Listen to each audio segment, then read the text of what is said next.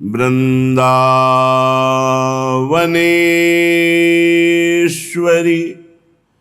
तवैव पदारविंदम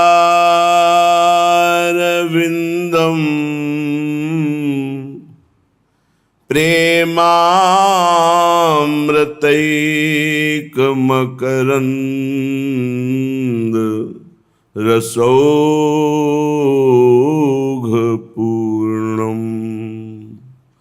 हृद्यर्पितं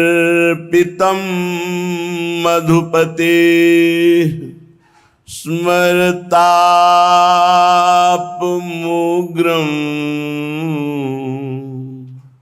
निर्वापयत् परमं शीतलमाश्रयामि परम शीतल माश्रयामि।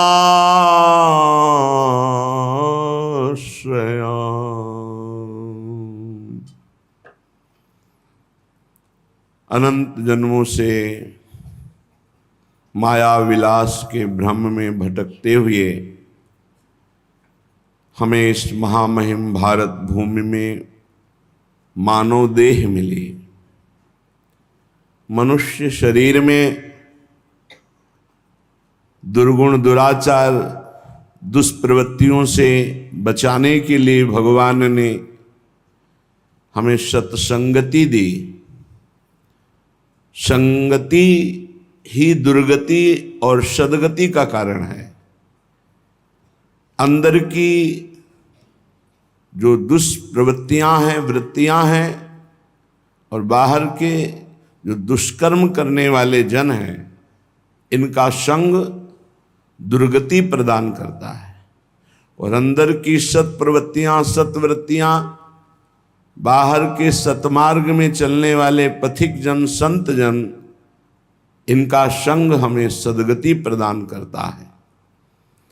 सत्संगति संस्कृति चक्र को मिटाकर भगवदानंद प्रदान करती है। वो भी हमें कहाँ सत्संगति मिली? श्रीधाम महामहिम परम पावन वृंदावन। वृंदावन में भी परम पावन पुलिन यमुना जी के पावन तट पर, ये यमुना जी का ही प्रवाह स्थल है जहां आप बैठे हुए हैं। अब हमें अपनी इंद्रियों को, अपने मन को कसम पूर्वक, शपथ पूर्वक, नियम पूर्वक असत संग से हटाकर सत में लगाना होगा। बहुत जिद्दी स्वभाव रखना होगा। सैकड़ों बार ये आपको फिसलाएंगे, फिर भी आपको उत्साह संपन्न रहना होगा कि मैं जीतूंगा। बस इतनी ही लड़ाई है। मन और 5 ज्ञानेंद्रियों का भोगों में जाना, इनको पलट करके प्रभु में लगाना, बस इतना ही है। स्वाभाविक गति इनकी मना खष्टान इंद्रियाणि प्रकृति स्थानि करसति, प्रकृति के स्थान में जाएंगे। हमें परमात्मा में लगाना है, बस इतनी साधना है। कैसा अद्भुत वृंदावन धाम। श्रीपाद कह रहे हैं, ब्रह्माख्यम धाम विष्णुर्वहति हृदय सदा यह सा पूज्योत्र लोके मूर्तिम या कांचि देवार्चयति भगवतो यह स तस्य प्रियात्मा साक्षी श्री कृष्ण चंदम भजति या उर्भि सोनुभावैरतुल्यो मच्चेतस्त्वेष जहवे त्यजति रसिकरांग नैव वृंदावनम यह। कैसा दुर्लभ और अद्भुत महामहिम वृंदावन धाम है। कह रहे इस संसार में वो धन्य है जो भगवान नारायण का भजन करके भगवान नारायण के वैकुंठ धाम का चिंतन करते हैं। ब्रह्माख्यम धाम विष्णुर्वहति हृदय सदा, यह सा पूज्योत्र लोकम, संपूर्ण लोकों में पूजनीय वो हो गया जो ब्रह्म धाम भगवान नारायण के वैकुंठ धाम का आश्रय लेकर के नारायण नारायण नारायण ऐसा जप करता है, चतुर्भुज नारायण भगवान का चिंतन करता है और वैकुंठ धाम का आश्रय लेता है, वो संपूर्ण लोकों में पूज्य है, वो धन्य है। फिर कह रहे मूर्तिम याम कांचि देवार्चयति भगवतो यह सा तस्य प्रियात्मा। जो भगवान के किसी भी श्री विग्रह को विराजमान करके, भगवान के विविध रूप हैं, राम कृष्ण हरि शिव दुर्गा, विविध रूप हमारे प्रभु के ही हैं। जो प्रभु के किसी भी श्री विग्रह को विराजमान करके अच्छे अच्छे पदार्थों से अपनी सामर्थ्य और भावानुसार सेवा करता है, तो बोले सा तस्य प्रियात्मा, वो सबका प्रिय आत्मा बन जाता है, वो सबका प्रिय बन जाता है। फिर कह रहे हैं साक्षी श्री कृष्ण चंद्रम भजतिया उर्भी सोनुभावैर तुल्यो। जो सबके हृदय के साक्षी भगवान श्री कृष्ण चंद्र जी का अर्चन बंदन आराधन करता है, बोले उस सबकी आत्मा हो जाता है। सोनुभावैर तुल्यो, वो भगवान के समान हो जाता है, भगवत स्वरूप हो जाता है। लेकिन वृंदावनवासी के लिए क्या कह रहे, मत चेतस त्वेष जहे त्यजति रसिकरांग नयु वृंदावनम। यह धन्याति धन्य महाधन्य हो जाता है जिसका चित्त और शरीर, मन और शरीर दोनों वृंदावन का त्याग नहीं करते, वो इसी जन्म में धन्याति धन्य धन्य धन्य धन्य तेज इनके उपास्य है। धन्य है वो, संपूर्ण जगत का पूज्य है, जो ब्रह्म धाम भगवान नारायण के वैकुंठ धाम का आश्रय लेकर नारायण नारायण जपता है। जो भगवान के किसी भी श्री विग्रह को विराजमान करके अच्छे अच्छे पदार्थों से अपनी सामर्थ्य भावानुसार अर्चना वंदना करता है, वो सबका पूज्य हो जाता है, सबकी आत्मा, सबका प्रिय हो जाता है। और जो सबके साक्षी भगवान श्री कृष्ण की भक्ति करता है, वो भगवत स्वरूप हो जाता है, वो भगवान श्री कृष्ण से अभिन्न हो जाता है।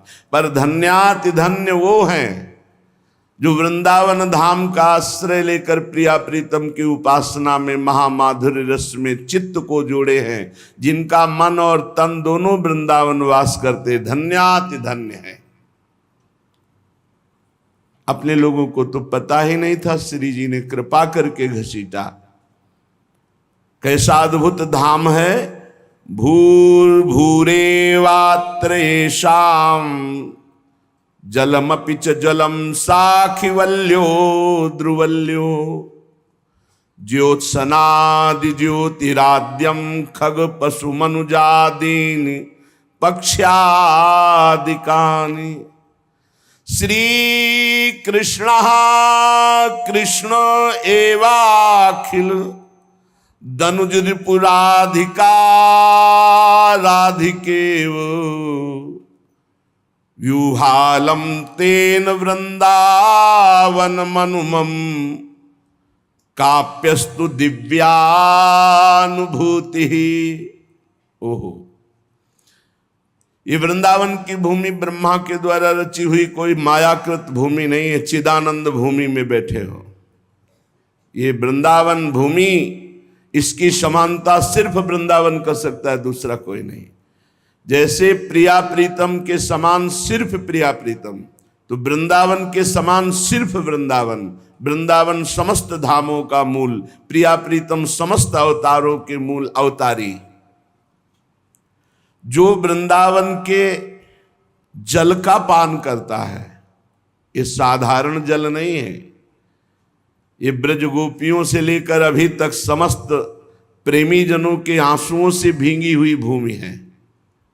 प्रेमाश्रु दो प्रकार के होते हैं, एक विरह अश्रु तप्त और एक शीतल अश्रु आनंदमय। और समस्त प्रेमी, प्रिया प्रीतम की चरण रज तो है ही, समस्त प्रेमियों की दुर्लभ चरण रज यहां विराजमान है। तो यहां जब जल वर्षा होती है तो चरण रेणु का प्रताप, आंसुओं से भींगी हुई रज का, वो सब जल में। यहां का जल साधारण जल नहीं, यहां का जल मात्र पीने से भगवत प्रेम प्रकाशित हो जाएगा। ये प्रेममय जल है वृंदावन का। यहां की भूमि ब्रह्मा की रची हुई नहीं है, त्रिगुणातीत चिदानंद धाम है। यहां का जल कोई साधारण जल नहीं, प्रेम प्रकाशित करने वाला जल है। और कह रहे हैं यहां की लता, ये तेजोमयी कोटि कोटि कल्प तरु भी इनकी समानता नहीं कर सकते। वृंदावन की लता सम कोटि कल्प तरु नाही, रज की तुल बैकुंठ नहीं और लोक की हिमाई। वृंदावन की एक लता के समानता करोड़ों कल्प तरु स्वर्ग के नहीं कर सकते। एक कल्प तरु व्यक्ति की समस्त कामनाओं को पूर्ण करने की सामर्थ्य रखता है लौकिक, लेकिन वृंदावन की लता कृपा कर दे तो प्रिया प्रीतम के प्रेम रस की प्राप्ति हो जाए। और कह रहे हैं खग पशु, यहां जो पशु पक्षी हैं, एक दिन एक वाणी में पढ़ रहे थे तो लिखा था यहां के जो कपोत हैं ये सुख सनकादि की समानता रखने वाले हैं। यहाँ के जो कबूतर हैं ये श्री सुखदेव जी और सनकादि मुनियों के समान हैं ये, और बढ़कर कह सकते हो, क्योंकि जो रज शिव सनकादि की आचत उसी रज में वास करते हैं। यहाँ के खगमृग पशु पंछियों की कृपा हो जाए तो प्रिया प्रीतम का प्रेम रस प्राप्त हो। आचार्य चरण श्री हित महाप्रभु वंदना करते, हे राधाया रति गृह सुका, हे मृगा हे मयूरा, भूयो भूया प्रणति भिरहम प्रार्थे वो अनुकंपाम। सर रख करके आपको प्रणाम करते हैं, हे किशोरी जू के वृंदावन के महल के खगमृग पशु पंछियों, शुक शारिका मयूर कोकिला आदि, हम आपको बार बार प्रणाम करते हैं, हम पर अनुकंपा करो। हरिराम व्यास जी कहते हैं खग मृग पशु पंछी जे या बन के चरण शरण रख लीजिए। हे वृंदावन के खगमृग पशु पंछी, हम आपकी चरण शरण में हैं, आप कृपा करो, लाडली लाल का प्रेम प्रदान करो। ये राधा यशो मुखर मत्त खगावली के, ये प्रिया प्रीतम के जस गान में उन्मत्त महान ब्रह्म ऋषि परमहंस ही यहाँ के खगमृग पशु पंछी हैं। और मनुजादीन, यहां के मनुष्य को मनुष्य मत मानो। जैसे मनुष्यों में वर्ण जाति कुल आदि की भावनाएं यहां मत मानो। यहां सब परब्रह्म परमात्मा के साक्षात प्रिय कृपा पात्र चिदानंद रूप हैं। यहां के त्रिभुवन में ऐसा कहीं नहीं है कि संतजन किसी संत के अलावा किसी के चरण धोए और चरणामृत पिए। त्रिभुवन में नहीं ऐसा,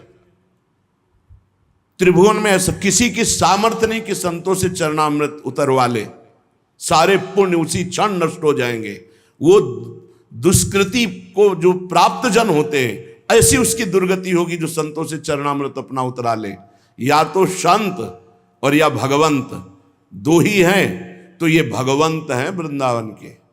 देख लो, अभी परसों की सेवा का विचार करके देख लो कि जो परसों अपने को चरणामृत मिला धोने को, आरती करने को और पान करने को, ये केवल वृंदावन की महिमा का प्रभाव है। और वो भी आनंद पुलकित होकर कह रहे थे, आज मुझे गर्व है कि मैं ब्रजवासी हूं, आज मुझे गर्व है कि मैं भगवान का हूं और भगवान के धाम का हूं। बस यही बात देखनी है। एक छोटे से ब्रजवासी के जब पैर छो तो जा बाबा लाडली जी तो पे कृपा करें, ये आशीर्वाद किसी की सामर्थ्य नहीं दे सके। इसलिए यहां ब्रजवासी जनों पर, यहां के तीर्थ पुरोहितों पर, यहां की सेवा करने वाले जनों पर कभी ऐसा भाव, उपेक्षा का भाव, कभी हे भाव ना आवे। अगर आ गया तो अपराध बन जाएगा, पक्की बात समझ लो। ये प्रिया प्रीतम के निज पार्षद हैं, जब आप हृदय से इनकी वंदना करोगे तो आपका अध्यात्म भाव, भगवत भाव, प्रिया प्रीतम के प्रेम भाव ये बढ़ जाएगा। ऐसे इंतजार कर रहे थे चरणामृत का, जैसे कोई बहुत दिनों का प्यासा पानी का इंतजार करता, न मिल जाए तो प्राणपुर। तो ऐसा लग रहा था आज अहंकार के ऊपर, अहंकार पर्वत पर जैसे इंद्र वज्रपात करके चकनाचूर करते हैं, ऐसे आज भगवत पार्षदों का चरणामृत जन्म जन्म के अहंकार का चकनाचूर कर देगा। कितनी जल्दी चरणामृत आवे भगवत पार्षदों का, जो वृंदावन के अभिन्न अंग है और वृंदावन के नित्य सेवक हैं। बाहरी बात नहीं देखनी, आंतरिक बात देखनी। पीते ही रोमांच हुआ, एक अद्भुत भाव में रसीला भाव। इसलिए कह रहे मनुजादीन, यहां के मनुष्यों में साधारण भाव मत कर लेना। यहां बाहर से भी वही आता है जिस पर श्री जी की कृपा है। फिर जो मां के गर्भ से सीधे रज में जन्मे हैं, अहो भाग्य धन्याति धन्य। जिस रज को शिव सनकादिक याचना करते हैं वो मां के गर्भ से सीधे इसी रज में प्रकट हुए। तो रजोप से भी वृंदावनवासी ब्रजवासी जन हमारे परम पूज्य हैं। कोई भी हो परम पूज्य है, परम पूज्य हैं। इनके प्रति जरा भी दोष दर्शन आपके, चाहे जितने बड़े भजनानंदी हो, आपके भजन की वृत्ति को रोक देंगे और आपके पतन का कारण बन जाएगा इनके प्रति किया हुआ अपराध। श्री कृष्ण कृष्ण एवाखिल दनुज रिपुराधिका राधिकेव। यहां श्री वृंदावन धाम में जो दनुजों का उद्धार करने वाले भगवान श्री कृष्ण हैं, वो इतने ही नहीं हैं, यहां प्रेम आधीन श्री कृष्ण है। जो केवल श्री कृष्ण को इतना ही जानता है वो नहीं जानता। श्री कृष्ण कृष्ण एवाखिल दनुज रिपु, इतना ही नहीं है जो श्री कृष्ण को केवल इतना ही जानता है कि दनुजों का दमन करके उद्धार करने के लिए, नहीं, ये प्रेम स्वरूप है, प्रेमाधीन है। हम उनसे तर्क नहीं करते, श्रीपाद करें हम उनसे तर्क नहीं करते, पर जो श्री वृंदावन धाम में प्रेम में श्री कृष्ण, प्रेमाधीन श्री कृष्ण, प्रेमाधीन श्री कृष्ण का क्या स्वरूप है? श्री लाडली जी के आगे करबद्ध होकर सेवा की याचना कर रहे। ए सखी आज तू कृपा कर, बेणी गुंथन का सौभाग्य मुझे प्रदान, आज दर्पण दिखाने का सौभाग्य मुझे, आज महावर लगाने का। ये बाहर के नहीं जानते, ये वृंदावन निज महल है। श्रीपाद इसीलिए कह रहे मुझे तर्क नहीं करना किसी से, पर यहां की जो दिव्यानुभूति है वो राधा आराधन तत्पर है। श्री कृष्ण कैसे हैं? राधा आराधन तत्पर है। श्री किशोरी जी की आराधना में तत्पर जो श्री कृष्ण है। कैसे श्री कृष्ण? जो राधा चरण विलोडित रुचिर शिखंडम हरिम बंदे, बोले ऐसे श्री कृष्ण की जो आराधना करते हैं उनको कुछ अलग दिव्यानुभूति होती है। यही मेरी प्रार्थना है कि अत्यंत दुर्लभ श्री धाम वृंदावन मिला। अगर हमारे हृदय में किसी के प्रति दोष भाव ना हो और संत सेवा बन जाए, धाम में धामी बहुत जल्दी प्रसन्न होते जब धामवासियों की सेवा बनती है। महापुरुषों ने कहा ऐंच खैंच के जैसे बने संतों के मुख में बो दो, बहुत बढ़िया फसल तैयार हो जाएगी, अविनाशी फसल तैयार हो जाएगी। जैसे बने तैसे संतों के मन, भजबे को दोई भले कै हरि और कै हरिदास। और उसमें भी अगर संतों का, सब संतों ने निर्णय किया कि यदि संतों की आराधना बन जाए तो भगवान अधीन हो जाते हैं, भगवान सेवक बन जाते हैं। ये बड़ी बात। कहीं किसी तपस्वी की सेवकाई करते हुए भगवान नहीं मिले, लेकिन त्रिलोचन जी के यहां नौकर बन के भगवान रहे। जो भक्त सेवी है, संत सेवी है, उस पर भगवान की विशिष्ट कृपा प्रकाशित होती है। बस संत सेवा में अपराध रहित वृत्ति होनी चाहिए। नारद मेरो साधुन सो अंतर नाही, मेरो साधुन सो अंतर नाही, अर्थात जैसे शरीर के साथ छाया कभी नहीं हट सकती, उसी में समाई रहती है। तेज के प्रताप से छोटी या बड़ी छाया दिखाई देगी, तेज उधर से हो जाए तो शरीर में समा जाएगी, लेकिन अलग नहीं हो सकती। मैं भक्त संगे भ्रमत एव छाएव सततम हरि, भक्तों के संग में भगवान जैसे शरीर से छाया अलग नहीं हो सकती, ऐसे भगवान भक्त के संग से अलग नहीं होते। चक्रेण रक्षते भक्तान भक्त्या भक्त जनप्रिय, धन्य है। मैं सुदर्शन चक्र से सदैव अपने भक्त की रक्षा करता रहता हूं। भक्त जनों के प्रति जो अत्यंत प्यार करते हैं वो मुझे भक्त से भी ज्यादा प्यारे लगते हैं। वैसे तो प्रभु से बढ़कर कोई नहीं है, लेकिन सेवक जी महाराज कह रहे हैं जो हरिवंश उपासक सेवय सेहू ताके चरण विचारी, और जो हरिवंश को धर्म सिखावे सोई तो मेरे प्रभु ते प्रभु भारी। ये भगवत प्रेमी महात्मा जन जिनके वचन, जिनके उपदेश, जिनके संग से भगवत प्रेम प्रकट होता है, वो मेरे प्रभु से भी बड़े प्रभु हैं। मोरे मन प्रभु अस विश्वासा, राम ते अधिक राम कर दासा। यहां श्री भगवान कह रहे हैं कि भक्तान भक्त्या, जो मेरे भक्तों की भक्ति करते हैं, संतों की भक्ति करते हैं, वो मुझे अपने भक्त से भी बढ़कर प्यारे लगते हैं। भक्त जनप्रिया, भगवान कहते हैं कृष्ण कृष्णेति कृष्णेति संप्रयाति वदन नरः, जो हर समय श्री कृष्ण श्री कृष्ण श्री कृष्ण ऐसा कहता है, वो मुझे बहुत प्रिय है। लेकिन जो भक्त का स्मरण करता है, मैं पीछे पीछे चलता हूं उसके, मैं उसके अधीन हो जाता हूं।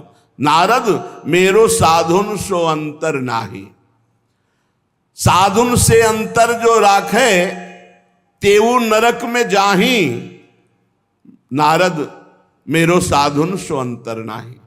कोई भगवान का आराधन करे, भगवान के श्री विग्रह की सेवा करे और संतों के प्रति दोष दर्शन करे, संतों का अनादर करे, उनकी प्रति ऐसी कि अरे तो कह रहे साधुन से अंतर जो राखे तेऊ नरक में जाएं, वो निश्चित नरक में जाएंगे। लक्ष्मी मेरी अर्ध शरीरी सोऊ भक्त की दासी, लक्ष्मी मेरी अर्धांगिनी है। ले जब कोई मेरे भक्तों की आराधना करता है तो लक्ष्मी जी उनकी आराधना करती, त्रिभुवन लक्ष्मी की आराधना करता है। और जो संत सेवी भक्त सेवी लक्ष्मी जी उनकी आराधना, लक्ष्मी जी प्रसन्न होकर बरसती है। कई बार सत्संग में कहा अगर पकड़ पाया हो कोई पकड़ पा ले, सर्वश्रेष्ठ धनी बनने का उपाय संत सेवा। सर्वश्रेष्ठ धनी, उससे बड़ा कोई त्रिभुवन में धनी नहीं होगा। अब ये रहस्य अगर समझ पावे तो समझ पावे, पर अपराध न बने। बहुत सावधान, कौन किस कोटि का, कभी अपमान नहीं। जो बिना चिट्ठी के बिना निमंत्रण के वो तो साक्षात भगवान है। अरे बोले व्यवस्था, अरे व्यवस्था, रसोई को किसी को देखने मत दो। हम आपको सिद्धि की बात कह रहे, कोई रसोई में रसोईया के सिवा नहीं जाएगा, देख नहीं पाए, पर्दा कर दो, बस पर्दे के बाहर निकालते रहो और एक दीपक जला दो और भगवान को साक्षी करके रसोई बनाना शुरू कर दो। और कभी घाटा पड़ जाए तो हमें बता देना, कभी घट ही नहीं सकती रसोई। संत सेवा करने वाले की रसोई ऐसे घट जाएगी, अरे उधर वो पाएंगे, उधर अलौकिकता जागृत हो जाएगी, अभी तो पता नहीं है। संतों की सेवा सीधे भगवान पाते, सीधे भगवान। अगर भगवान को पाते हुए देखना है तो भक्तों को पाते हुए देखो। सब तीर्थ साधुन के चरणन कोटि गंगा रुकासी। समझो, लक्ष्मी मेरी अर्ध शरीरी सो भक्त की दासी। सुनो, लक्ष्मी मेरी अर्ध शरीरी सो भक्त की दासी, सब तीरथ साधुन के चरणन कोटि गंगा रुकासी। करोड़ों गंगा और काशी का जो फल है वो संतों के चरणों में है, पक्का, इस पे कोई संशय नहीं। नारद मेरो साधुन सो अंतर नाही। जहां ये जेवें तहां मैं जेऊं, जहां ये सोवें तहां सोऊं। आहा, जहां मेरे भक्त पाते वहीं मैं बैठ के पाता हूं, और जहां मेरे भक्त शयन करते हैं वहीं मैं शयन करता हूं। ना हम बसामि बैकुंठे, बैकुंठ में शयन नहीं करता हूं। योगी नाम हृदय, योगियों के हृदय में मद भक्ता, जहां मेरे भक्त हैं वही मैं सोता हूं, वही मैं खाता हूं, वही मैं रहता हूं। भक्तन पाछे यो फिर जो बछरा संगाए, ये समझ में आ जाए।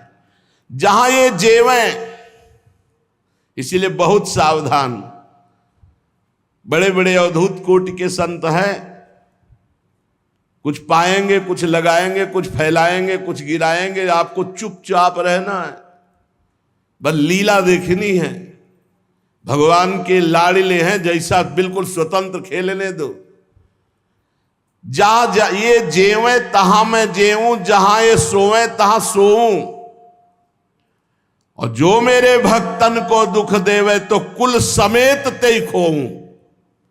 अगर कोई मेरे भक्त का द्रोह करके उसे कष्ट देना चाहे तो कुल समेत उसका मैं नाश करता हूं।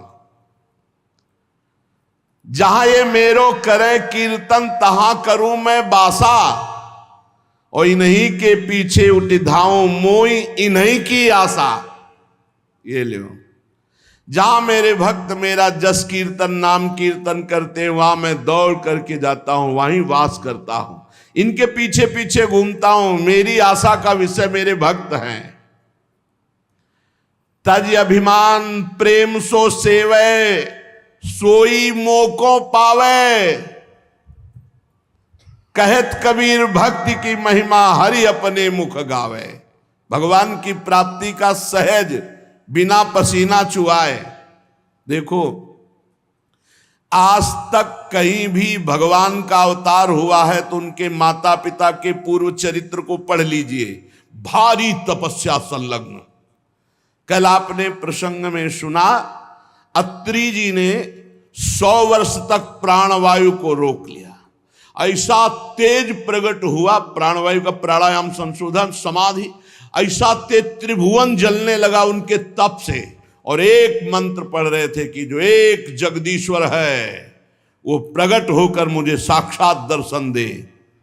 तब 3 रूपों में भगवान ब्रह्मा हंस पर विराजमान, भगवान हरि गरुड़ पर विराजमान, और नंदीश्वर पर विराजमान देवादिदेव महादेव तपस्या से प्रकट हुई। कल आपने सुना, अनुसुईया जी के पातिव्रत कठोर तपस्या से प्रकट हुए। अत्रि जी की तपस्या से, देवकी वसुदेव जी की तपस्या। यहां तज अभिमान प्रेम सो सेवे, सोई मोकू पावे। सहज में भगवत प्राप्ति का उपाय संत सेवा। बस अभिमान त्याग करके दैन्यता पूर्वक संत का सेवन करे। एक बिके हुए दास की तरह हर संत से बर्ताव। कहत कबीर भक्ति की महिमा हरि अपने मुख गावे।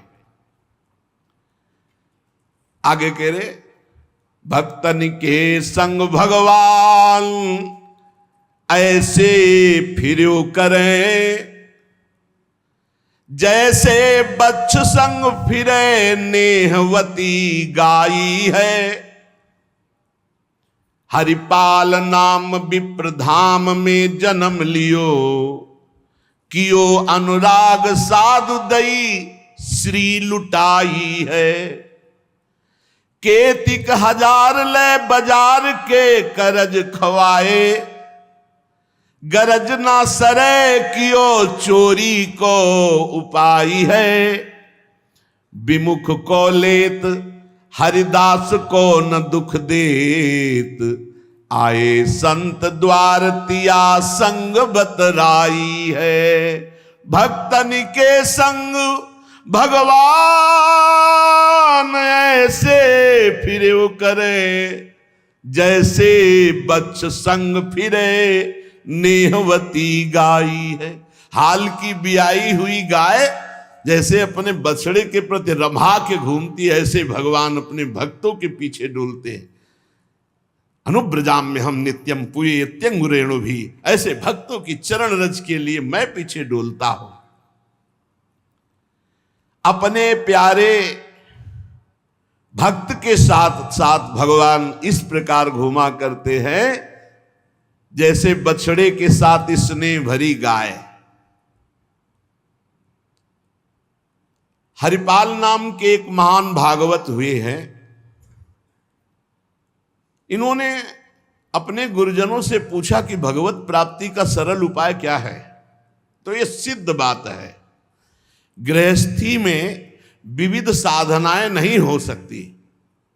यम नियम आसन प्राणायाम प्रत्याहार ध्यान धारणा समाधि सब बड़े कठिन, ब्रह्म ज्ञान बड़ा कठिन। अरे गृह कारज नाना जंजाला, तेयति दुर्गम शैल विशाला, यही सर आवत अति कठिनाई, राम कृपा बिनु आए न जाए। घर गृहस्थी के इतने झंझट हैं, इतनी चिंताएं हैं कि वो बैठकर चित्र को परमात्मा में एकाग्र करे। कोई बहुत ही कृपा पात्र होगा साधु का, सो ऐसा कर रहा होगा, अन्यथा प्रपंच का चिंतन होता है। तो हरिपाल जी ने पूछा अपने गुरुदेव भगवान से कि भगवान की प्राप्ति का गृहस्थ में सहज में उपाय क्या है। कठिनता से तो बड़े उपाय वर्णन किए गए, सहज में भगवत प्राप्ति हो जाए। उनके गुरुदेव ने बताया संत सेवा। संत सेवा निश्चित भगवत प्राप्ति का उपाय, संत सेवा निश्चित। अच्छा, संत बड़े कृपालु, एक संत भगवान को पवा दो बड़ी श्रद्धा से, साधुता का जैसे सेवन किया जाता है। पद्धति है, देखते ही दूर से पहले उनको प्रणाम करो, हाथ जोड़ो, पुष्पों के द्वारा पावड़े डालकर उनकी अगवानी करो, उनके चरण प्रक्षालन करो, कोमल वस्त्र से चरण धो, आसन पर विराजमान करो, तिलक लगाओ, उनकी आरती उतारो, माला धारण कराओ, सुंदर सुंदर भोग साक्षात श्री भगवान पा रहे हैं ऐसी भावना से, बड़े प्यार दुलार से, जैसे अपने पुत्र को और लीजिए और लीजिए, ऐसे प्यार से उनको पवाओ। पाने के बाद उनको आचमन करा करके जो कुछ बने रूखा सूखा भेंट प्रणाम नमस्कार विदा करो। इसके बाद उनकी जूठन पाओ, चरणामृत पियो। देखो भगवान की प्राप्ति के लिए कैसे हृदय में व्याकुलता और कैसे भगवान की कृपा आती है। और संतों का स्वभाव, जहां संत मंडली होती है वहां भाई देखो, एक भगत हरिपाल जी हैं, क्या संत सेवा करते, क्या प्रसाद बनता है भाई उनकी तो दैन। अब पूरी मंडली की मंडली, अब हरिपाल जी की सेवा, वो मंडली अन्य तीर्थों में, अब तीर्थों से जिनकी यात्रा उधर से होती सब हरिपाल जी के यहां।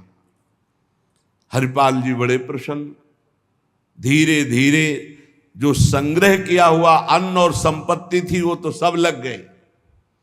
हरिपाल जी के यहां संतों की भीड़ रोज लगी रहती, जमीन बेच दी, कीमती गहने बेच दिए, सब संतों को पवा दिए। अब ऐसा कुछ नहीं बचा जिससे खरीद के लावें और पवावें। तो केतिक 1000 ले बाजार के करज खवाए, हजारों रुपया। ये आज 1000 की तो कोई महत्ता ही नहीं रह गई, उस समय हजारों की बड़ी महिमा थी, बड़ी महिमा 1000 रुपए की।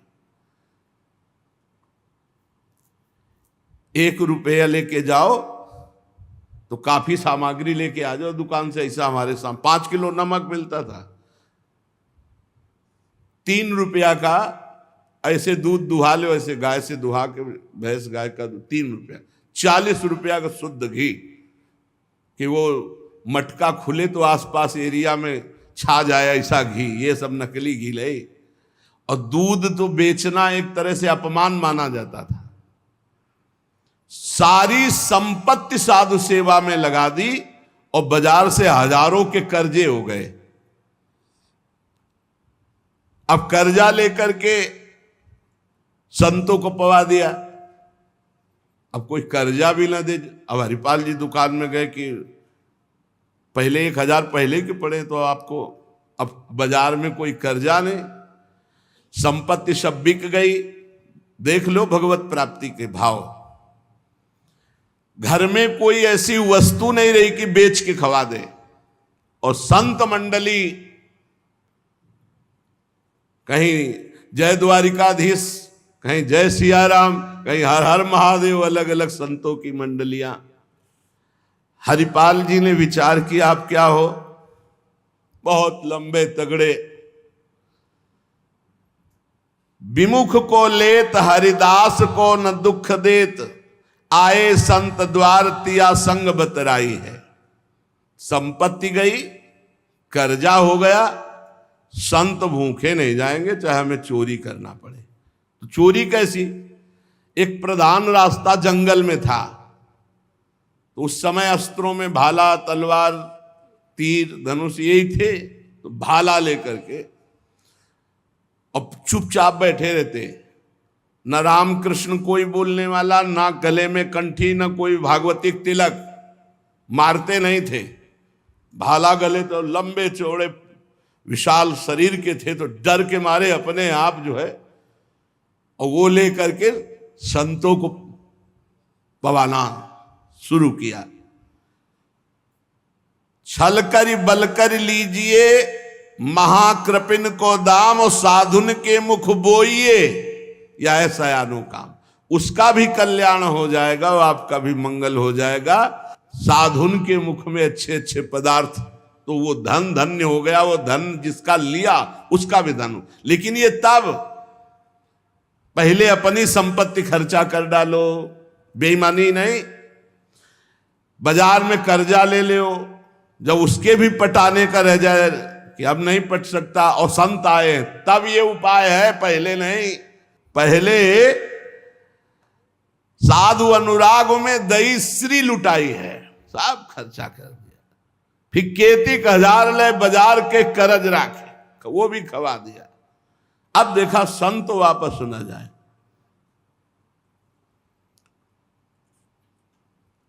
अब उस मार्ग से जो अगर कोई निकलता हो, जहां भाला लेके निकलते हुए, अरे राम, हाथ जोड़ लेते। अब ये तो खबर फैल गई कि रामकृष्ण बोल दो तो डाकू चोरी नहीं करता, कंठी तिलक हो तो डाकू चोरी नहीं करता। अब कौन डाकू ये पता नहीं चलता था। अब वहां जो निकले जंगल में, तो शुरू से ही कोई श्री राम जय जय राम, कोई राधे राधे, कोई कृष्ण कृष्ण, और उतनी देर के लिए तिलक जरूर लगा लेते। अब समस्या की वैष्णव को लूट नहीं सकते, मुख से नाम निकल जाए उसे लूट नहीं सकते। अब वहां जो निकले सब जैसे भयभीत होकर से ही वहां जय श्री राम, राधा राधा, कृष्ण कृष्ण, हरि हरि, क्योंकि पता है डाकू है, भाला लिए मारेगा, चोरी कर लेगा। यद्यपि उन्होंने किसी को मारा नहीं था। अब वहां किसको चोरी करे, जो निकले सब वो। साधु मंडली आई, बड़ी सत्कार करना है। घर में कोई सामग्री नहीं और चोरी अब हो नहीं सकती, क्योंकि जंगल से जितने निकलते हैं सब कंठी तिलक और नाम जप।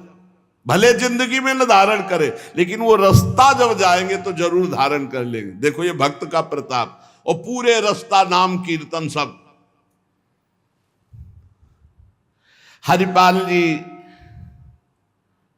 अपनी पत्नी से कहा, आज तो बड़े भाग्य, इतने संत घर में पधारे, पर भोजन की तो कोई व्यवस्था ना बाजार से हो सकती है और ना हमारे पास कुछ रह गया है। पत्नी ने कहा, एक घर में दाना भी नहीं है, कैसे होगा आतिथ्य सत्कार? सब संत तो वापस चले जाएंगे भूखे, ये तो बहुत बड़ा अनर्थ हो जाएगा। हरिपाल जी ने कहा, देखो अड़ोस पड़ोस में मांग के। उनकी पत्नी जिस दरवाजे में जाती, वो कहती संत आए, बस शब्द ही सुनते ही दरवाजा बंद कर लेते, मांगने आए हैं। पहले का ले गए, अभी वापस दिया नहीं, फिर मांगने आए। अब वापस पत्नी आ गई, हरिपाल जी से कहा दाना नहीं मिला है, आपके व्यवहार का ऐसा प्रताप फैल गया है कि देखते ही दरवाजा बंद हो जाता है। तो हरिपाल जी ने कहा भगवान ही का सहारा है, उन्हीं का स्मरण करते हैं। और अंदर ही अंदर की देखो, गुरुदेव भगवान ने कहा था साधु सेवा से भगवान की प्राप्ति होती हुई। तो प्रभु आप मिलो ना मिलो, लेकिन आज संत हमारे यहां से भूखे वापस नहीं जाना चाहिए। प्रभु कोई हमें उपाय नहीं सुहाई दे रहा। तो बैठे कृष्ण रुक्मिणी महल तहां सोच पर्यो, हरियो मन साधु सेवा तो साहू रूप कियो है। हरिपाल जी की पुकार और भगवान का लीला विहार शुरू। बढ़िया रत्नों से जटित मुकुट, कुंडल, करधनी, बाजूबंद, कंकण सब धारण। रुक्मिणी जी का जय जय, अपने ही हाथ से सब कीमती कीमती आज छांट छांट करके। पूछी चले कहां कही है हमारो एक भक्त। कहां प्रभु ये नया नया सब आभूषण दिव्य कीमती श्रृंगार कर। बोले एक भगत है, आज उसके दर्शन करने जा रहे हैं। दर्शन देने नहीं कहा, दर्शन कर। तो मैं हूं, आऊं? बोले हाँ आओ, क्योंकि हमसे ज्यादा श्रृंगार तो आप धारण करेंगी। आओ आए जहां पूछ लियो है।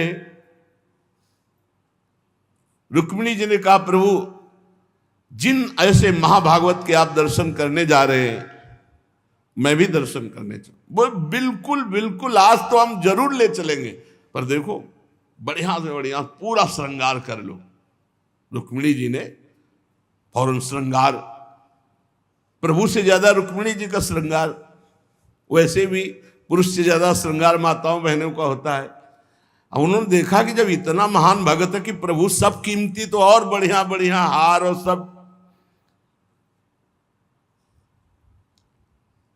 प्रभु और रुक्मिणी जी दोनों, प्रभु ने कहा एक बात है, कोई भी भगवत चर्चा नहीं करनी, कोई भी भगवत चिन्ह नहीं धारण करना। प्रभु ऐसे कैसे भक्त के पास जा रहे हो कि जो भगवत चिन्ह से विरोध करता है, भगवत चर्चा से विरोध करता है? बोले हम जो कहें वो मान लो। रास्ते में कोई भगवत चर्चा, कोई भगवत नाम, कोई भगवत चिन्ह, सब संसारी आभूषण सब।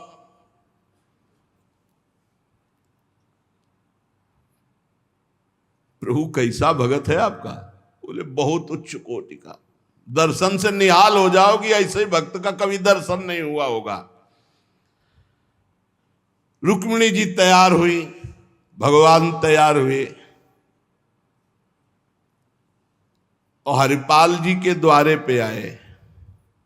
अजू मग चलो जात बड़ो उत्पात मधि, को पहुंचावे देवो ले रुपया दियो है। करो समाधान संत मैं लिवाए जाऊं, इन्हें लाई वनमाज देखी बहुधन जियो है। भगवान स्वयं गए और हरिपाल जी को बुलवाया गांव के बाहर और कहा भाई सुनो, सुनते हैं जंगल में कोई चोर लगता है, हम दोनों सेठ हैं, सेठ सेठाइन, ये ले स्वर्ण की एक मुहर, हमें पूरा रास्ता पार कर दो। भगवान जैसे मरते को पानी मिल जाए ऐसे ऐसे आपने संत मन में सोचा संत वापस चले जाएंगे। और गौर से देखा गले में कोई तुलसी नहीं, कोई भागवतिक चिन्ह नहीं, और मार पूरा सब श्रृंगार से। बोले भगवान आज तो बरस पड़े, आज खूब संत सेवा होगी। बोले मुहर देव या ना देव, हम आपको पार कर देंगे जंगल में। जगत रूपी जंगल से पार करने वाले भगवान को हरिपाल जी कह रहे हम पार कर देंगे आपको, क्योंकि नजर गई ना एक से एक कीमती रत्न, बोले महीनों संत सेवा चलेगी। हरिपाल जी से बातचीत कर रहे कि कहीं शंका न हो जाए इनको। बोले अमुक शहर जा रहा हूं, हमारा बड़ा व्यापार चलता है, तुमको 1 रुपया तो देंगे ही, पर सुरक्षित हमें पहुंचा दो, ये ले। वो दौड़ करके कहा, पर रुको, अपनी पत्नी से कहा 1 रुपया का जाओ, स्वर्ण का है, कुछ जलपान लाओ, संतों को पवा, भोजन की व्यवस्था रास्ते में हम कर लेंगे, बाल भोग कराओ, संतों का समाधान बाल भोग कराओ। राजभोग की व्यवस्था में भी सेठ सेठाइन हैं, बड़े भोले हैं, बड़े प्रसन्न हुए, मानो प्राणों का संचार आ गया संत सेवा में।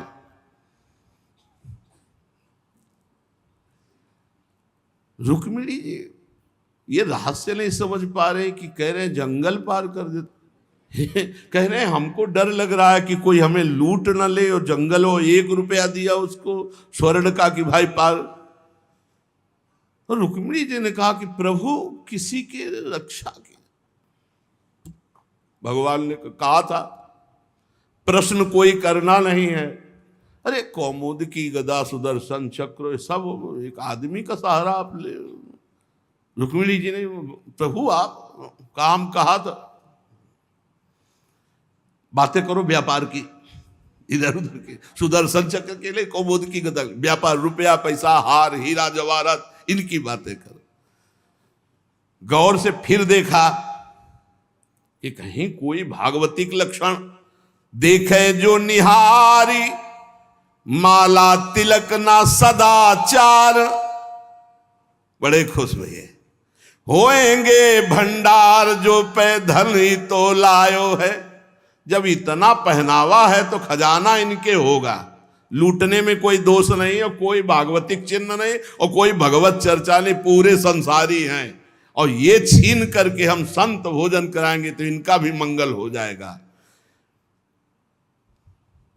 लीजिए छिनाए यह वारी, कहे डारी देवो, दियो सब डारी, छल्ला छिगुनी में छायो है। अंगुरी मरोरी कही बड़ो तू कठोर, अहो तो को कैसे छोड़ो संत जेवे मोह को भायो है।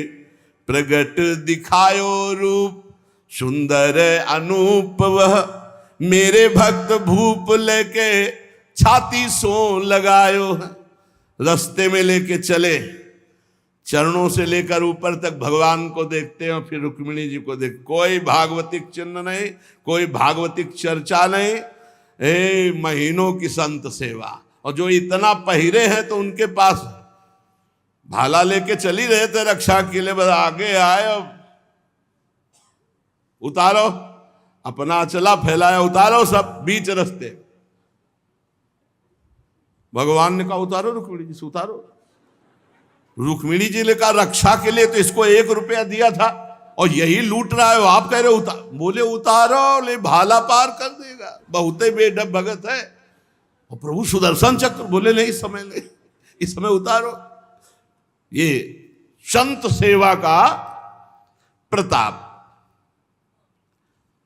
बड़े बड़े भगवान पहनी के आए थे, इसीलिए भगवान तो फौरन उतार के भगवान को देखती जाती रुक्मिणी जी की, कुछ तो मैके वाले हैं, कुछ आपके हैं प्रभु, उनमें सब उतारो, नए बनवा देंगे, जान बची तो सब कुछ बच गया। प्रभु भगत के दर्शन कराने आए थे कि लुटवाने? तो बोली यही तो है, यही है जिसके दर्शन करा ले आए थे। अब तो भगवान सब करधनी मुकुट सब उतार के रख दिए।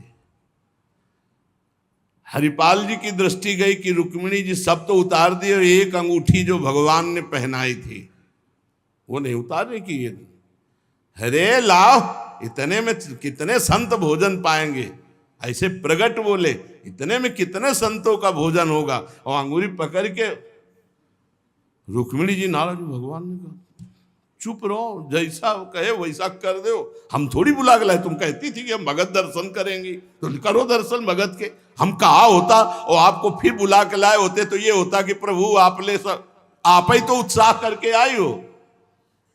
रुक्मिणी जी उतार नहीं रही थी तो हरिपाल जी ने अंगुली पकड़ी, ऐसे मरोड़ के धीरे से अंगूठी उतारी। कितने संतों का इसमें पेट भरेगा, भोजन होगा। भगवान जब देखा कि रुक्मिणी जी बहुत असंतुष्ट हो रही है, तो भगवान ने कहा जिसके दर्शन करने के लिए हम ला रहे थे ना, ये वही भक्त है, ये वही भक्त है जिसने अपना सर्वस्व लुटा दिया है। कुछ नहीं आज खाने को, मैं इसी के लिए लुटने के लिए। अब हरपाल जी का भाला रख गया। जब लौट के देखा तो अनंत सौंदर्य माधुर्य भगवान चतुर्भुज द्वारिकाधीश महामहिम महालक्ष्मी स्वरूपा श्री रुक्मिणी चरणों में प्रभु प्रभु प्रभु गलती हो गई, हमारे कटु वचन, हमारा भाला उठाना। प्रभु आप जानते हो हमारे घर में संत मंडली बैठी है, इतना कर्जा हो गया कि हमको कोई कर्जे में नहीं देता, पड़ोस से उधार मांगे तो कोई नहीं देता, और कुछ संपत्ति रह नहीं गई और संत भूखे न जाए प्रभु, इसलिए भगवान ने छाती से लगा लिया। भगवान ने हरिपाल जी को छाती से लगाया और कहा तुम सर्वश्रेष्ठ मेरे प्राण प्यारे भक्त हो। हरिपाल जी भगवान से कह रहे कि प्रभु जैसे हमें संत प्राण प्यारे हैं उनसे अधिक आप प्राण प्यारे हो, प्रभु मैं कैसे लूं? तो भगवान ने कहा देखो हम लाए ही से, ये लक्ष्मी ले जाओ, ये महालक्ष्मी के श्रीअंग के आभूषण है, ये कुल परंपरागत बढ़ेंगे, कभी घटेंगे नहीं, वो बेचकर सब कर्जा निपटाओ और रोज लाखों संतों को पवाओ, अब ऐश्वर्य घटने वाला नहीं है।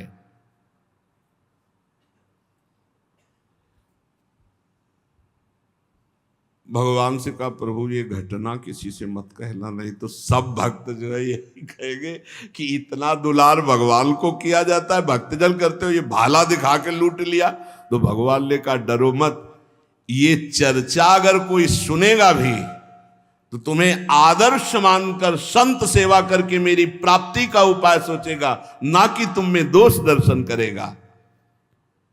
भगवान के दर्शन के पश्चात हरिपाल जी ने कहा प्रभु जब आए गए हो तो लगे हाथ भंडारे पाके जाओ।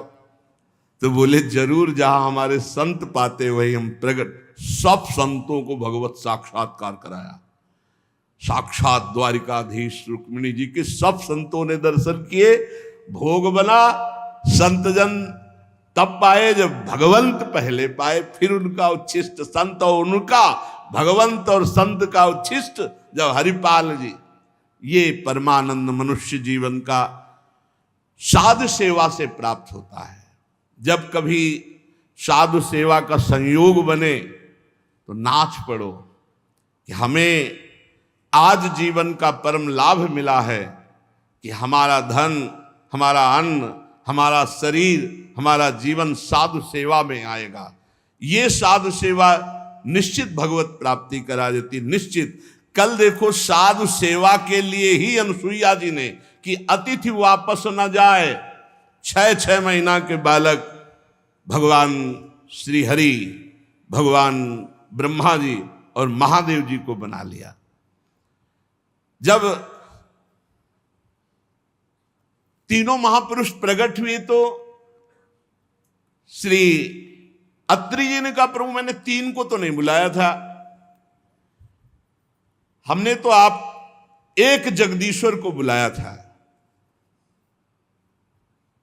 अत्रि मुनि ने कहा हमने तो प्रार्थना की थी शरणम तम प्रपद्येहम यएव जगदीश्वरः प्रजामात्म समाम मह्यम प्रयच्छत्विति चिंतयन्। मैंने उनका चिंतन किया था जो जगदीश्वर हैं, संपूर्ण जगत के ईश्वर हैं। तो प्रभु आप तो ब्रह्मा विष्णु और महादेव तीन रूपों में प्रकट हुए। अब कहिए इन तीन में जगदीश्वर कौन है जिसका मैंने मंत्र जाप किया? क्योंकि मैंने एक सुरेश्वर भगवान जगदीश्वर का चिंतन किया और आप तीन पधारे। मुझे बड़ा आश्चर्य है कि एक का आवाहन और तीन आ गए। इसका रहस्य बताइए। अत्रि मुनि के वचन सुनकर तीनों भगवत स्वरूप हंस दिए और सुमधुर वाणी में कहा, ब्रह्मन तुम सत्य संकल्प हो, तुमने जैसा संकल्प किया वही मैंने किया, इसके विपरीत नहीं कर सकता। भक्त मेरा जैसा संकल्प करता मैं वैसा ही, उसके विपरीत नहीं चल सकता। यह बात जरूर पकड़नी चाहिए। जब संत भक्त कोई वार्ता करने तो बहुत एकांत भाव से सुनो, क्योंकि भगवान अपनी बात भले लेकिन भक्त की बात नहीं। अपनो परण विसार भगत को पूरो परण निभाऊं। भगवान कह रहे तुम सत्य संकल्प और मेरा भक्त जैसा चिंतन करता मैं वैसा ही। तुमने कहा जगदीश्वर, तो हम एक ही तीन रूप में जगत के ईश्वर हैं। तुम्हारा कल्याण हो, मैं एक ही हूं, तीन रूप धारण कर जगत का ईश्वर मैं त्रिदेव के रूप में हूं, इसीलिए मैं प्रकट हुआ हूं। तुम्हारे तीन पुत्र उत्पन्न होंगे। भगवान अत्रि जी और अनुसुईया जी से पूजित हुए और तीन पुत्र रूप में ब्रह्मा जी के अंश से चंद्रमा मुनि, भगवान विष्णु के श्रीहरि के अंश से योगवेत्ता अवधूत शिरोमणि दत्तात्रेय जी और महादेव जी के अंश से महर्षि दुर्वासा जी, ये पुत्र रूप में प्राप्त हुए। अब अंगिरा ऋषि की संतानों का वर्णन। अंगिरा जी की पत्नी श्रद्धा ने सिनी वाली, कुहू, राका, अनुमति, ये चार कन्याओं का जन्म दिया और उनके सिवा दो पुत्र हुए जिनमें भगवान बृहस्पति जी और उतथ्य जी, ये दो पुत्र हुए। बृहस्पति जी अंगिरा जी के पुत्र हैं और उतथ्य जी। पुलस्त्य जी की उनकी पत्नी हविर्भू से महर्षि महामहिम अगस्त्य ऋषि प्रकट हुए और दूसरे पुत्र हुए विश्रवा। पुलस्त्य ऋषि के दो पुत्र हुए, अगस्त्य ऋषि और विश्रवा। विश्रवा मुनि के इडविडा के गर्भ से भगवान कुबेर का जन्म हुआ और इन्हीं विश्रवा की दूसरी पत्नी केसनी से रावण, कुंभकर्ण, विभीषण, इनका जन्म हुआ। महर्षि पुलह की स्त्री परम साध्वी गति से कर्मश्रेष्ठ वरीयान और सहिष्णु, ये पुत्र हुए। क्रतु की पत्नी क्रिया ने ब्रह्म तेज से देदीप्यमान वालखिल्य आदि 60,000 ऋषियों का जन्म दिया। 60,000 ऋषि बालखिल्य। शत्रुतापन विदुर जी वशिष्ठ जी की पत्नी अरुंधति से चित्रकेतु, सुरोचि, विरजा, मित्र, उल्बण, वसुभृद्यान और द्विमान, और वशिष्ठ जी से शक्ति आदि कई पुत्र उत्पन्न हुए। अथर्वा मुनि की पत्नी से महान महिमा में दधीच ऋषि प्रकट हुए जिनका दूसरा नाम अश्वशिरा। भृगु जी ने अपनी भार्या ख्याति से धाता और विधाता नाम के दो पुत्र प्रकट किए और श्री नाम की एक भगवत परायण कन्या। मेरु ऋषि ने अपनी आयाति और नियति नाम की कन्याएं धाता और विधाता को ब्याही। उनसे मृकंड ऋषि और प्राण ऋषि प्रकट हुए। मृकंड से ही मार्कंडेय ऋषि प्रकट हुए और प्राण मुनि से वेद शिरा का जन्म हुआ। और भृगु जी के एक कवि नामक पुत्र थे उनसे भगवान शुक्राचार्य जी प्रकट हुए। विदुर जी, इन महामुनीश्वरों को जो प्रकट होने का वर्णन सुनाया गया, इनके सुनने मात्र से तत्काल पाप नष्ट हो जाते हैं, इन ब्रह्म ऋषियों के प्रादुर्भाव का। ब्रह्मा जी के पुत्र दक्ष प्रजापति ने मनु नंदनी प्रसूति से विवाह किया, उनसे 16 कन्याएं उत्पन्न की। 13 कन्याएं धर्म को ब्याही, 1 अग्नि को और 1 पितृगणों को और 1 संसार का संहार करने वाले भगवान शंकर को, सती जी। 16 कन्याओं में 13 धर्म को, 1 अग्नि को, 1 पितृगणों को और 1 भगवान देवादिदेव महाशंकर को। श्रद्धा, मैत्री, दया, शांति, तुष्टि, पुष्टि, क्रिया, उन्नति, बुद्धि, मेधा, तितिक्षा, हिरी और मूर्ति, ये धर्म की पत्नियां हैं 13। श्रद्धा ने शुभ को जन्म दिया, मैत्री ने प्रसाद को जन्म दिया, दया ने अभय को जन्म दिया, शांति ने सुख को जन्म दिया, तुष्टि ने मोद को, पुष्टि ने अहंकार को, क्रिया ने योग को, उन्नति ने दर्प को, बुद्धि ने अर्थ को, मेधा ने स्मृति को, तितिक्षा ने क्षेम को और हिरी ने विनय को उत्पन्न किया। समस्त गुणों की खान मूर्ति देवी ने भगवान नर नारायण को जन्म दिया।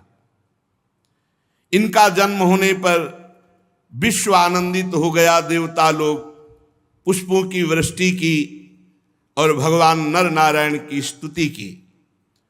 भगवान श्री कृष्ण ही अपने अंश से नारायण और वही नर रूप अर्जुन जी, ये कुरकुल तिलक अर्जुन नर अवतार भगवान श्री कृष्ण के अंश से नारायण।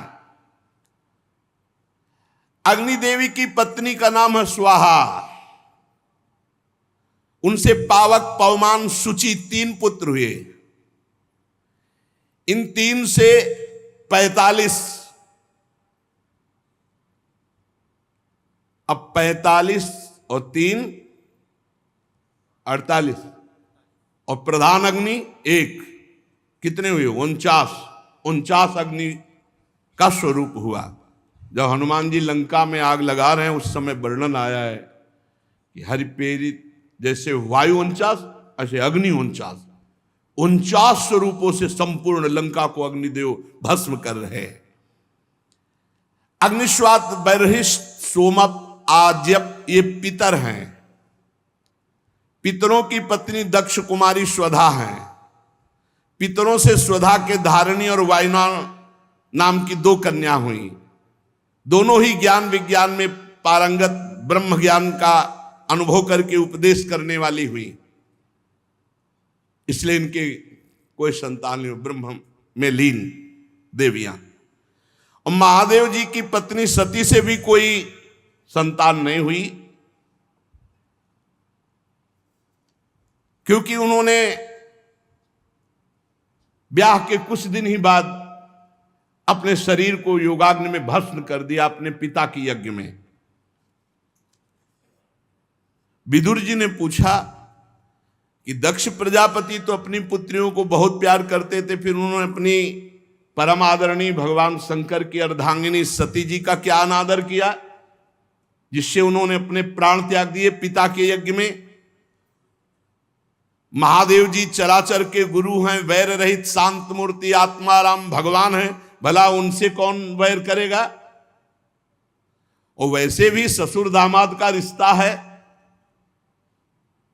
प्रभु, मैं सुनना चाहता हूं कि देवादिदेव महादेव से वैर कैसे हो गया दक्ष प्रजापति को।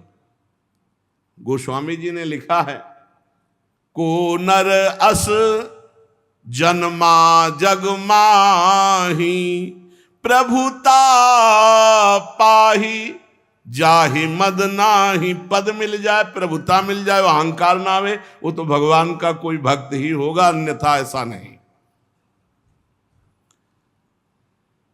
एक बार ब्रह्मा जी ने जब इनको प्रजापति पद दिया, बहुत बड़ा पद है, इसके बाद परमेष्ठी पद ही है।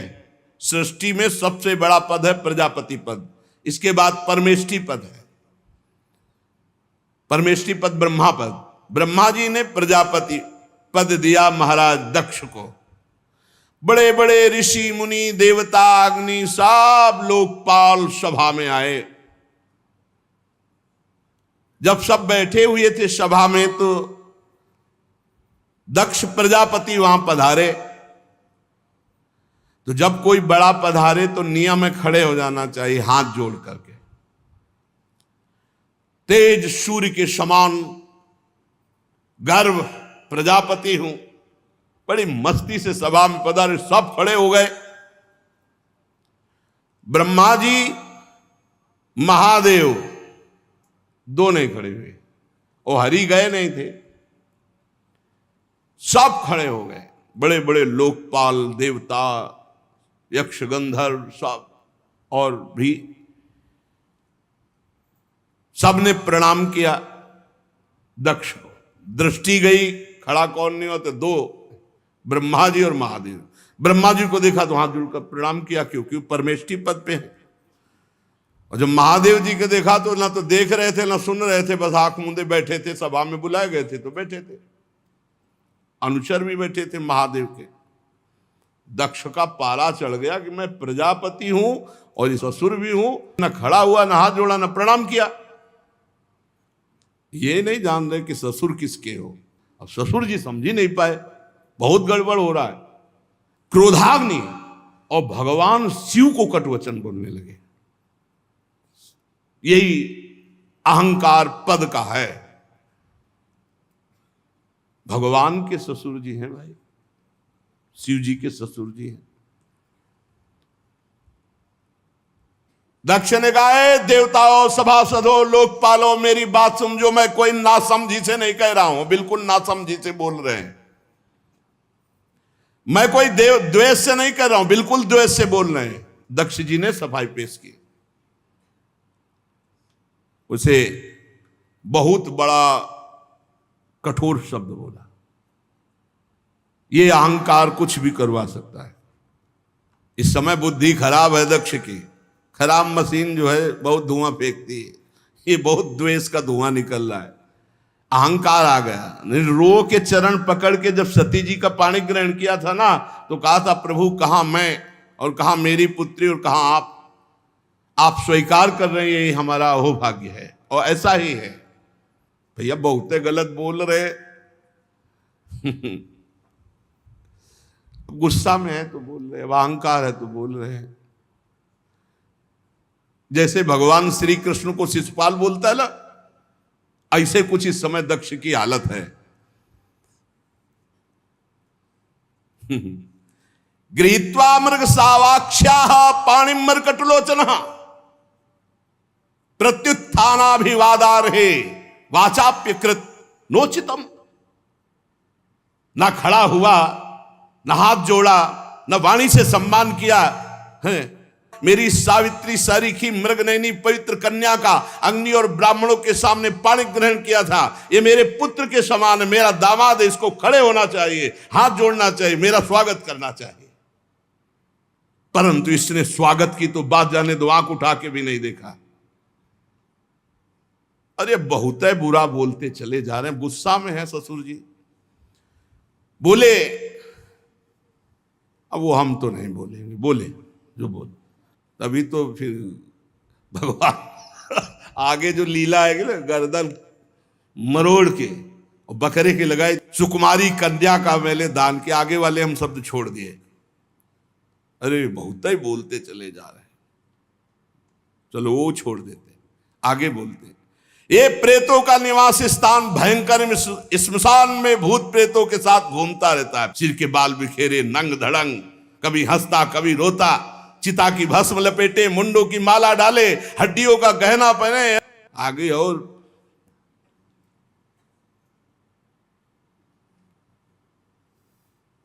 मैंने ब्रह्मा जी के बहकावे में आकर अपनी पुत्री इसको दे दी, कभी नहीं देता इसको, दक्ष ने कहा, और तो सब छोड़ दिया।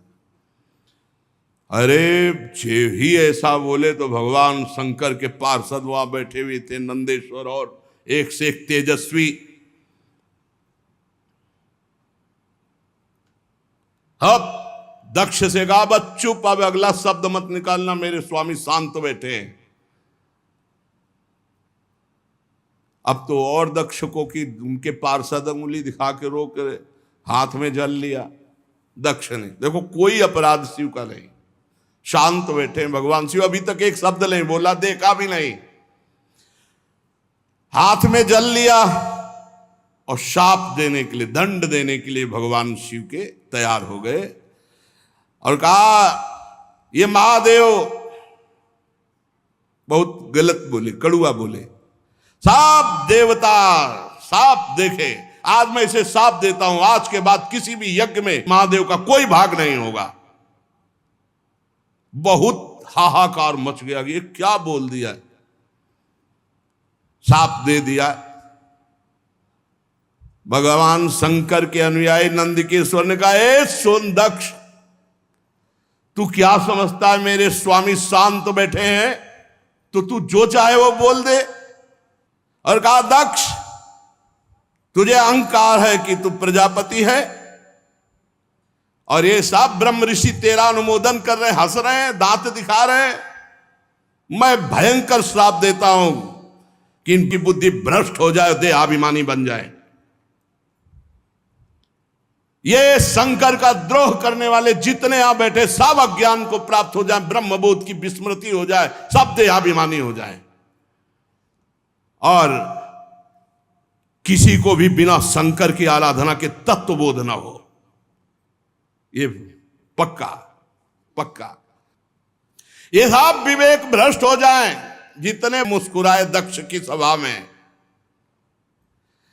ये केवल वेद वाक्य अर्थवाक्य तत्व को ना जानने वाले और विषय भोग की प्रबल इच्छा में केवल भोगों में रमण करने वाले, इनकी बुद्धि देहात्म भाव चिंतन करने वाली हो जाए, इनका आत्मस्वरूप बोध विस्मृत हो जाए, ये पशु के समान हो जाएं। और ये दक्ष जो बोल के गया मेरे स्वामी के लिए, ये स्त्री लंपट, इसका मुख बकरे का हो जाए।